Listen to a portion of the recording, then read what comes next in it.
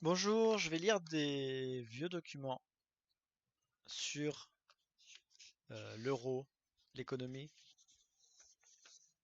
Le gros du thème, c'est l'euro fort. Donc Le Monde, dimanche 11, lundi 12 novembre 2007. Taux et change. L'euro fort est entretenu par les divergences entre la BCE et la Fed. Depuis quelques mois, l'euro vole de record en record. La monnaie unique est montée jusqu'à 1,475 dollars vendredi 9 novembre. Le rythme soutenu de ces hausses a de sérieuses conséquences sur l'activité des entreprises européennes exportatrices. EADS, Alstom et bien d'autres encore sont poussés à ajuster leur modèle économique. Le président de la Banque centrale européenne, BCE, Jean-Claude Trichet, a qualifié jeudi de forte et abrupte la hausse de l'euro, plus 11,3% face au dollar depuis le début de l'année, et déclaré que les mouvements brutaux ne sont jamais les bienvenus. Les dégâts sont tout aussi importants concernant le yen. Du fait de la hausse de l'euro face à la monnaie japonaise, un euro vaut aujourd'hui 166 yens contre 151 il y a un an. Le Japon, premier importateur mondial de Beaujolais, pourrait réduire ses volumes d'importation de 20% cette année, selon certains négociants japonais. À en croire les prévisionnistes, la situation n'est pas prête de s'améliorer. Certains visent 1,50 dollars pour un euro, d'autres 1,70. Cette anticipation est alimentée par le fait que les politiques monétaires menées par la Réserve fédérale américaine, la FED, et par la BCE divergent de plus en plus, ce qui pèse sur le niveau de l'euro face au dollar. Les deux banques centrales paraissent pourtant avoir un peu la même analyse, à savoir que les croissances américaines et européennes ne sont pas excellentes, qu'elles sont soumises à de nombreuses incertitudes et qu'il y a des risques d'inflation. Mais elles en tirent des conclusions radicalement différentes. Alors que la Fed a réduit ses taux de 3/4 de point depuis septembre, la BCE estime qu'il va falloir monter les siens. Celle-ci redoute en effet que la hausse des prix des matières premières et de l'énergie ne se propage à l'ensemble des prix à la consommation. Nous ferons tout ce qui est nécessaire pour délivrer une stabilité des prix à moyen terme, a déclaré jeudi M. Trichet. Car si la BCE a laissé son principal taux à 4%, c'est avant tout parce que les incertitudes liées aux turbulences financières la poussent à la plus grande prudence.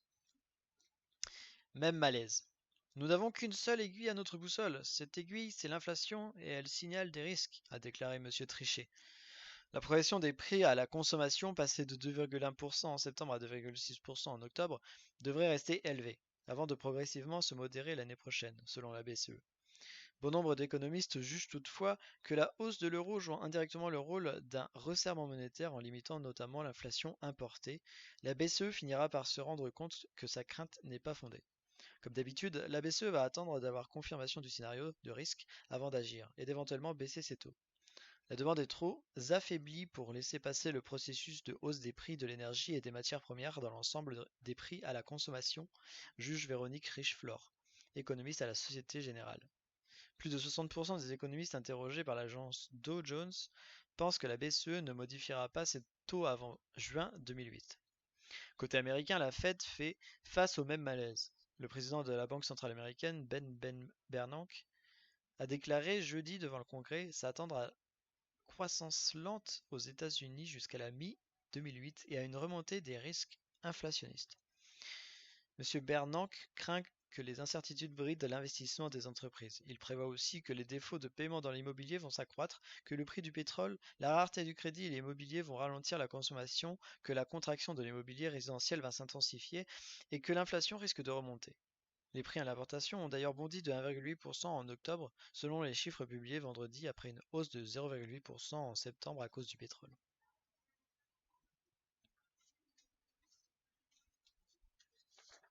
Il cotait 1,42 dollars mardi. Propos recueillis par Thierry Philippon. Les dégâts de l'euro fort. Chaque hausse de 10% de l'euro ampute notre croissance de 0,2 à 0,3% selon l'économiste Nicolas Bouzou. Le nouvel observateur. Quel est le plus grave pour la France, le baril à plus de 80 dollars ou l'euro à plus de 1,40 dollars? Nicolas Bouzou. Sans hésiter, la hausse de l'euro et la flambée du pétrole a en effet peu pénalisé la croissance mondiale ces dernières années. Quant à la France, elle est moins exposée que par le passé car son économie est plus tournée vers les services qu'autrefois et moins vers l'industrie. Elle est donc moins gourmande en pétrole et son électricité est fournie par le nucléaire. En revanche, elle prend de plein fouet la hausse de l'euro. J'estime ses effets entre 0,2 et 0,3% de croissance à chaque fois qu'il grimpe de 10%. Plus grave, plus l'euro monte, plus l'impact est élevé. La France souffre en plus d'un problème particulier.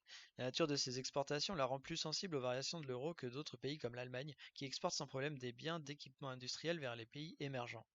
Nos grands secteurs industriels à nous, comme l'automobile ou l'aéronautique, sont très concurrencés par des producteurs implantés dans la zone dollar.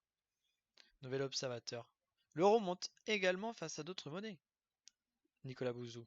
Si l'on regarde le taux de change effectif, c'est-à-dire le taux de l'euro pondéré par le poids de nos différents partenaires dans notre commerce extérieur, l'euro augmente aussi, modérément peut-être, mais il augmente.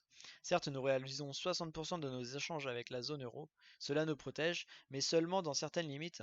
Un petit industriel qui travaille par exemple pour l'industrie automobile sera pénalisé lui aussi car son donneur d'ordre, le constructeur automobile, sera touché et réduira donc ses commandes. La hausse de l'euro ne gêne pas seulement les exportateurs. Nouvelle Ops. Que peut-on faire? Nicolas Bouzou. Je ne suis pas certain que la méthode de Nicolas Sarkozy, consistant à critiquer publiquement Jean-Claude Trichet, soit la bonne.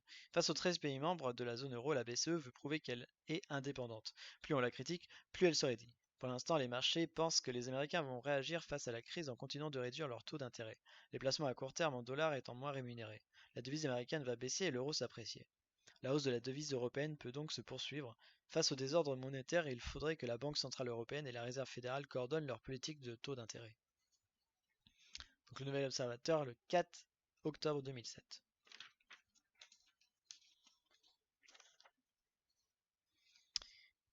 Numéro 263, novembre 2007, alternative économique.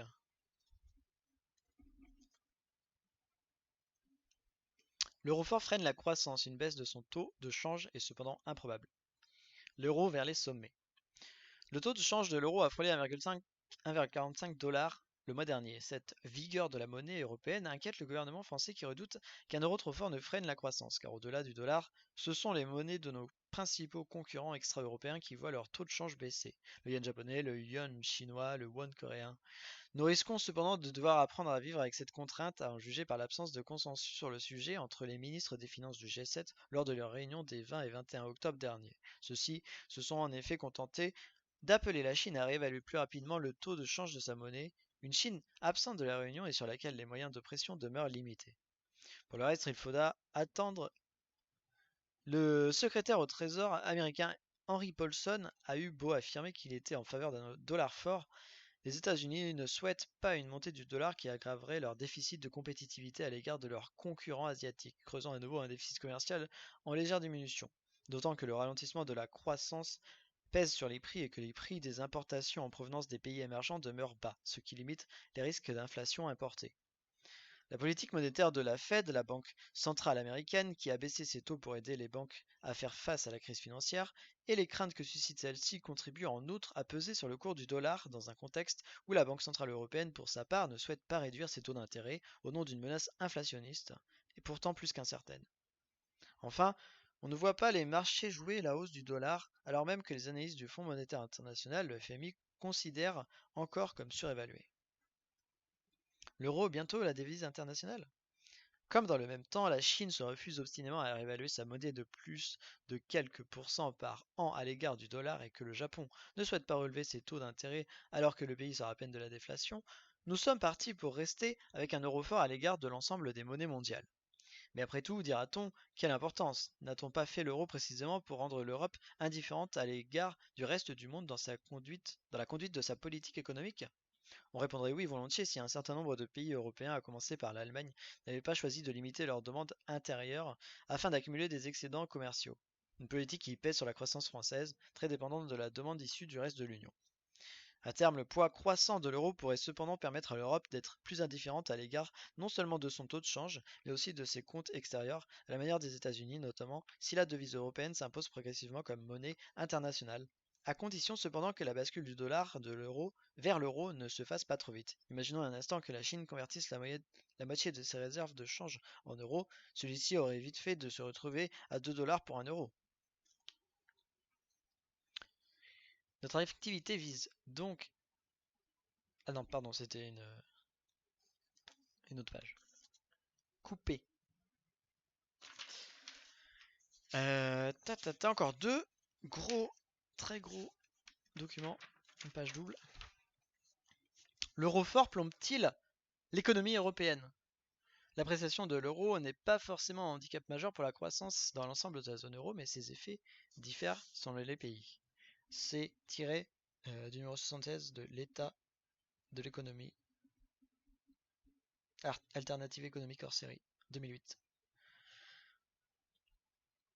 L'embellie aura été de courte durée. L'économie de la zone euro semblait être enfin sortie de sa torpeur et progresser depuis le milieu 2006 sur un rythme de 3%.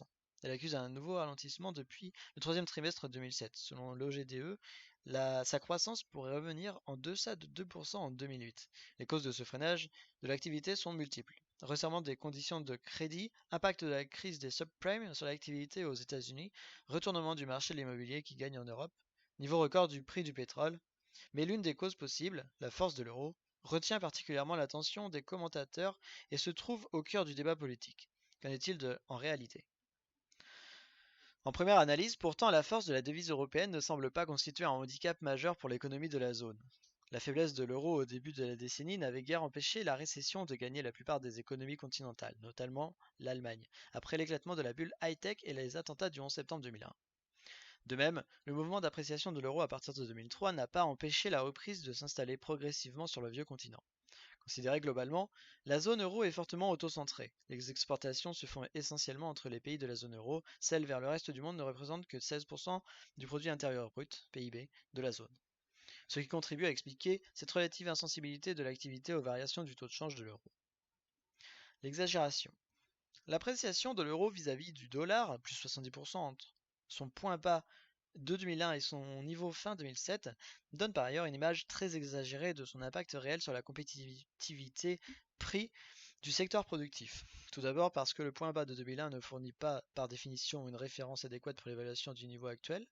Par rapport à son niveau au 1er janvier 1999, date de lancement de la monnaie européenne, la hausse de l'euro n'est plus que de 25%. Ensuite, parce que la devise européenne n'est pas la seule à s'être appréciée vis-à-vis du dollar au cours de cette période.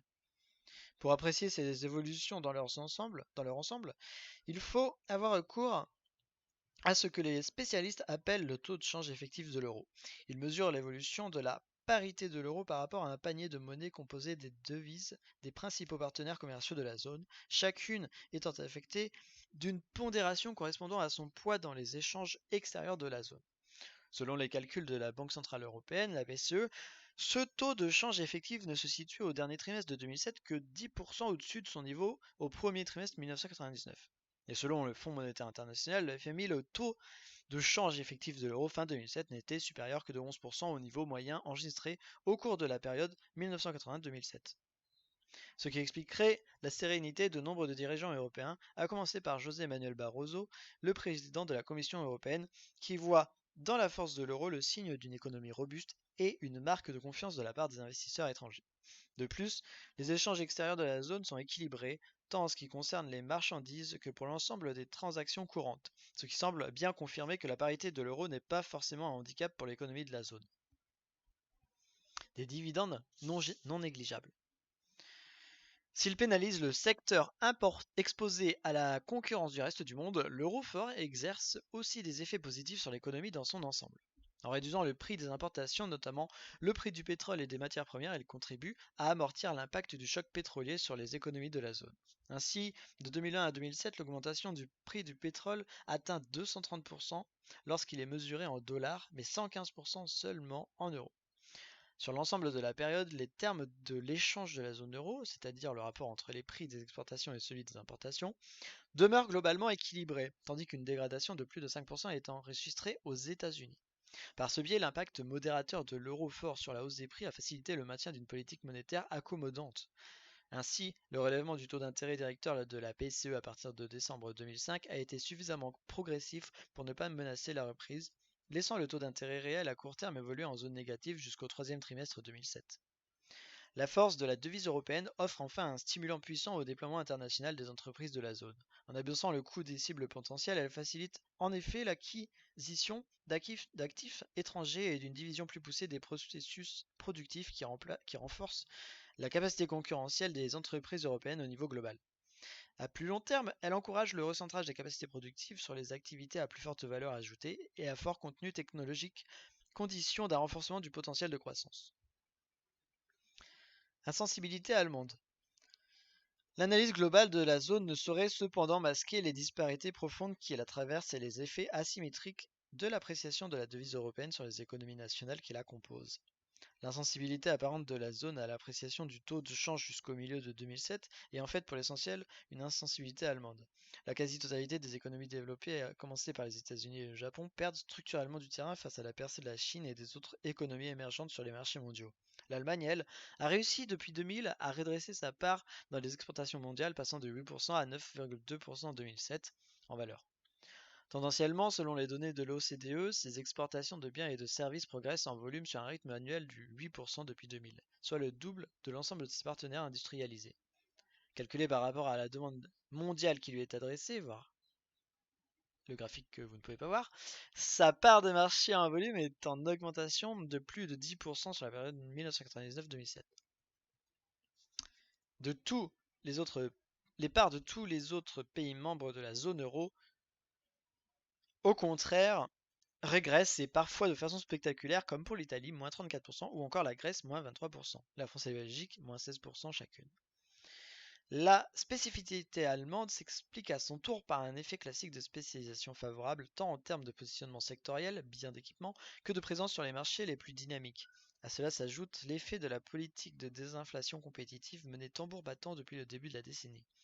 Initialement handicapée par la fixation de la parité marque-euro à un niveau élevé, l'économie allemande a réussi le tour de force de réduire ses coûts salariaux par unité produite en termes nominaux entre 1998 et 2006, alors que ses coûts augmentaient de 15% en France et de 25% en Espagne et en Italie. Elle a joué pour cela à fond la carte de l'internationalisation de sa production, prenant appui notamment sur la main-d'œuvre de bon marché d'Europe centrale, ce qui permettait de maintenir la pression sur les revendications salariales internes. Cette politique, qui équivaut à une dévaluation réelle, lui a permis d'accroître de façon spectaculaire ses parts de marché à l'intérieur de la zone euro au détriment notamment des économies méditerranéennes, Italie, Espagne, Portugal, Grèce et de la France, tandis qu'elle en perdait légèrement à l'extérieur de la zone. Tirant pleinement parti du dynamisme exceptionnel de la demande mondiale, l'économie allemande est redevenue le moteur de la croissance européenne, en même temps qu'elle freinait celle de ses partenaires européens en grignotant régulièrement leur part de marché grâce à son dumping social et fiscal. Coincée entre la concurrence allemande et celle des économies émergentes, les autres économies de la zone souffrent d'autant plus de la hausse de l'euro qu'elles peinent à maîtriser l'évolution de leur coût du travail et à prendre pied dans les nouvelles technologies de l'information. La zone euro peut-elle éclater? Si la zone euro dans son ensemble peut s'accommoder d'un euro à 1,35 voire 1,40 $, il n'en est pas de même pour l'ensemble des pays qui la composent. La zone euro considérée en tant qu'agrégat est en effet une abstraction statistique qui masque mal la disparité des évolutions nationales de coûts et de productivité. L'Italie constitue de ce point de vue à la fois un cas extrême et un cas d'école. Spécialisée dans les industries à relativement forte intensité en travail et bon marché, textile, cuir, produits alimentaires, meubles, biens électroménagers, l'économie transalpine est tributaire d'un coût du travail modéré pour demeurer compétitive. Les évolutions salariales y étant plus rapides que dans les autres économies européennes et la productivité progressant plus lentement, la croissance n'a pas pu se maintenir dans le passé qu'à coup de dévaluation répétée de la lire.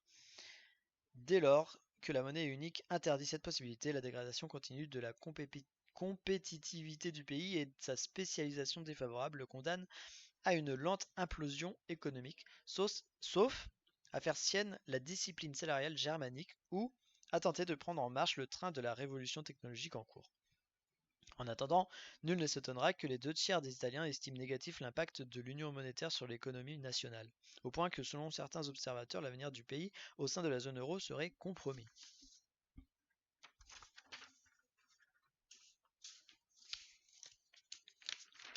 Dernier document, toujours de l'alternative économique, le numéro 76 du deuxième trimestre de 2008. Euro fort, Europe faible. L'Union européenne subit passivement l'appréciation de l'euro sans adopter une politique de change adéquate. Donc on va juste donner deux définitions. La stagflation Coexistence d'une inflation significative et de la stagnation de l'économie, alors que normalement l'inflation est caractéristique des périodes de surchauffe économique quand les capacités de production manquent, le plein emploi atteint. Je sais pas ce que j'ai lu. Pourquoi il y a trois petits points. Ah non, ok, ok, ok, ok. Donc le plein emploi atteint, le taux de change moyen, le taux de change effectif. Non, je sais pas. Pardon. Alors que normalement l'inflation est caractéristique des périodes de surchauffe économique, quand les capacités de production manquent, le plein emploi atteint. Trois petits points. Si vous comprenez, bonne chance. Taux de change effectif, moyenne pondérée du taux de change d'une monnaie par rapport à celle des principaux partenaires commerciaux du pays. Voilà, c'était les deux définitions. Désolé pour ce bégaiement sur la stagflation. Donc, la zone euro a soufflé ses 9 bougies d'anniversaire en accueillant le 1er janvier 2008 deux nouveaux pays, Chypre et Malte, passant ainsi à 15 membres. Quelques semaines plus tôt, le taux de change de l'euro par rapport au dollar avait brièvement flirté avec le seuil de 1,50 $, pour aussi ensuite autour de 1,45 $, niveau qui correspond sensiblement au point haut atteint par les monnaies européennes vis-à-vis du dollar à la fin des années 70, environ 4,5 francs. Depuis son lancement au taux de 1,17 $, l'euro s'est donc apprécié de près de 25% par rapport à la monnaie américaine et par rapport à son point bas atteint à l'automne 2000 à environ 85%. Quelle fierté, vive l'euro fort! L'ambiance est tout autre en interne. C'est même une version soft de la stagflation qui menace. Le taux d'inflation officiel de la zone euro dépasse les 3% depuis novembre 2007, tandis que la croissance économique faiblit dangereusement, supérieure à 2% en 2006 et 2007. Elle devrait s'inscrire en net recul en 2008. Or, dans le même temps, la politique monétaire de la Banque centrale européenne, la BCE, continue, certes avec hésitation dans le discours, à afficher une orientation restrictive. Confrontée à une situation interne à certains égards comparables, la Réserve fédérale américaine multiplie au contraire les gestes d'assouplissement. En février 2008, l'écart de taux court entre les États-Unis et la zone euro est ainsi devenu à nouveau négatif, alimentant l'appréciation de la monnaie européenne. Cette appréciation n'est d'ailleurs pas limitée à la seule parité euro-dollar, puisque bon nombre de monnaies étrangères, notamment asiatiques, à commencer par la monnaie chinoise, sont plus ou moins explicitement ancrées au dollar. Et la monnaie européenne s'apprécie désormais aussi par rapport à la livre sterling. Le mouvement n'est donc pas la simple conséquence de la faiblesse du dollar. On assiste à une forte appréciation du taux de change effectif de l'euro depuis octobre 2000. L'objectif juridiquement prioritaire et quasi obsessionnel de la politique monétaire de la BCE est la stabilité monétaire. Celui-ci est inscrit dans ses statuts et constitue donc, selon ses dirigeants, son mandat impératif. Toutes les autres considérations ne lui sont au mieux que subordonnées. Or, il est indéniable que l'inflation, telle qu'elle est mesurée par le taux de croissance des indices de prix à la consommation, a connu une apparente accélération en 2007 dans l'ensemble de la zone euro. Les dirigeants de la BCE et les partisans de l'euro-fort soulignent l'effet bénéfique de l'appréciation de la monnaie européenne pour apaiser la progression des prix. Grâce à la hausse de l'euro, les prix des matières premières qui ont flambé sur les marchés mondiaux libellés en dollars ont en effet augmenté plus que modérément en euros. Plus modérément, pardon. L'inflation, vous dis-je, l'inflation. Mais quelle est la réalité de cette poussée inflationniste? Certes, les prix de la plupart des matières premières ont augmenté du fait principalement de la pression de la demande émanant des pays en forte croissance, notamment asiatiques, mais est-ce bien là ce qu'il est convenu d'appeler inflation? La progression moyenne de plus de 3% en glissement annuel de l'indice des prix à la consommation dans la zone euro est bien sûr supérieure à l'objectif moyen annuel qui se fixe la BCE, autour de 2%. Elle demeure cependant modérée. En outre, elle masque une grande hétérogénéité des situations nationales. L'accélération est sensible en Espagne et en Allemagne, mais modeste en France et en Italie. Surtout, elle ne semble pas refléter un emballement des prix et des salaires dans une spirale inflationniste. Les hausses de prix sont partout ponctuelles, traduisant ici une augmentation de la fiscalité indirecte. Hausse de 3 points de la TVA en Allemagne au 1er janvier 2007. Là, une hausse des coûts de production liée à celle des prix de l'énergie. Mais nulle part dans la zone euro les salaires ne sont indexés sur les prix et partout leur progression demeure très faible, comme l'indique d'ailleurs l'ampleur des revendications autour du maintien du pouvoir d'achat. En dépit des avertissements tonitruants et répétés du président de la BCE, mettant en garde contre les effets du second tour de l'inflation sur les salaires. Non seulement rien de tel n'est en vue, mais c'est au contraire à une longue stagnation, voire une régression des revenus salariaux que l'on a assisté ces dernières années dans la zone euro. L'Allemagne faisant dans ce registre figure de leader, si tant est que le terme convienne. Une autre politique de change est possible.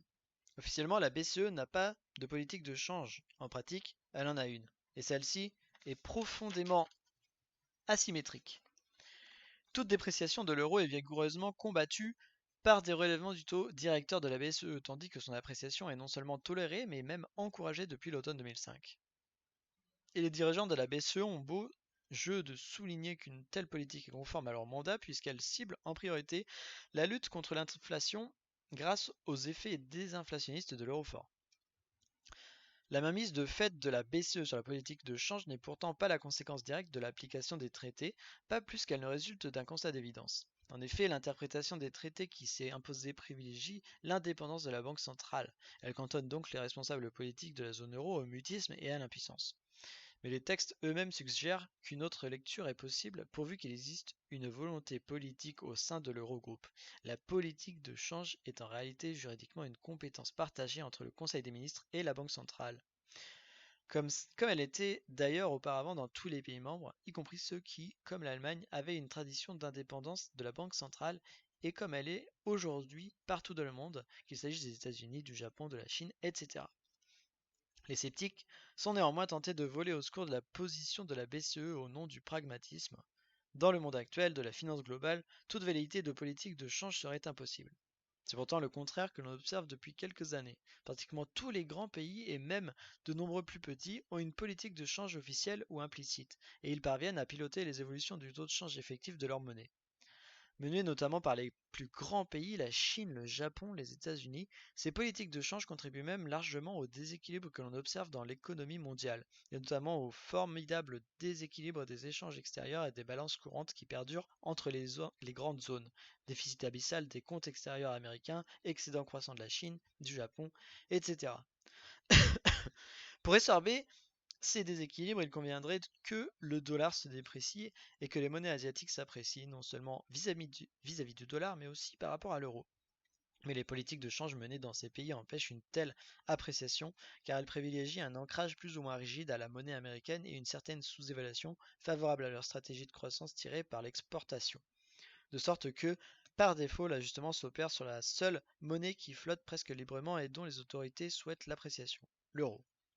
La monnaie européenne joue ainsi le rôle de soupape des déséquilibres mondiaux, et l'Europe, parce qu'elle est politiquement divisée et faible, subit passivement l'euro fort et les ajustements que les autres zones du monde refusent, payant au prix fort perte de compétitivité et modération salariale obligée, le prix d'une mondialisation dont elle s'interdit de maîtriser les conséquences alors même qu'elle en a les moyens.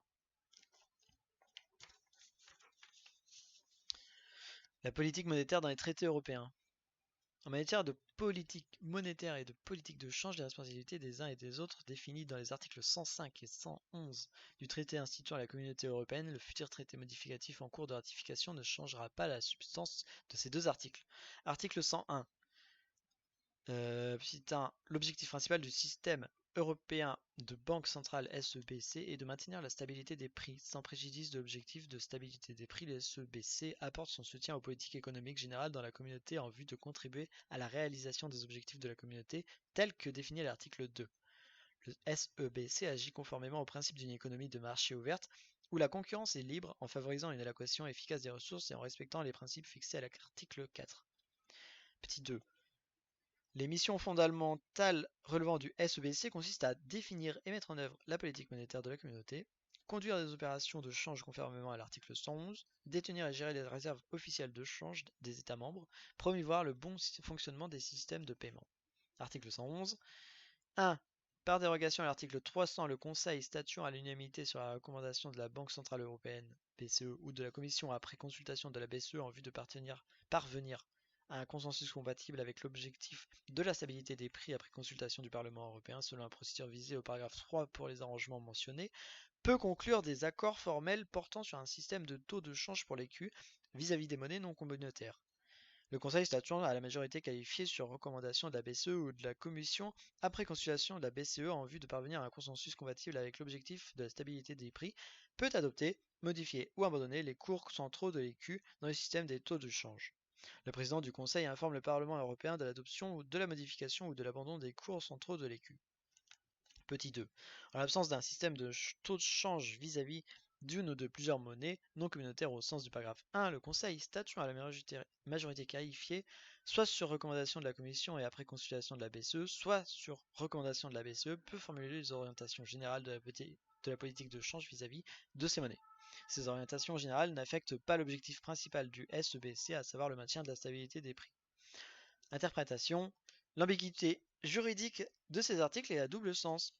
Le Conseil peut formuler des orientations générales de politique de change dans le respect de l'ordre économique lexicographique européen, d'abord la stabilité des prix, puis, quand celle-ci est établie, le reste des objectifs de politique économique, article 111.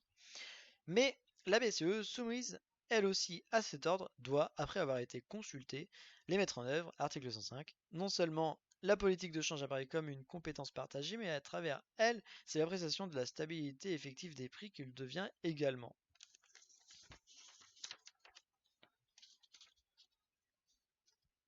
Et l'euro fort et commerce extérieur.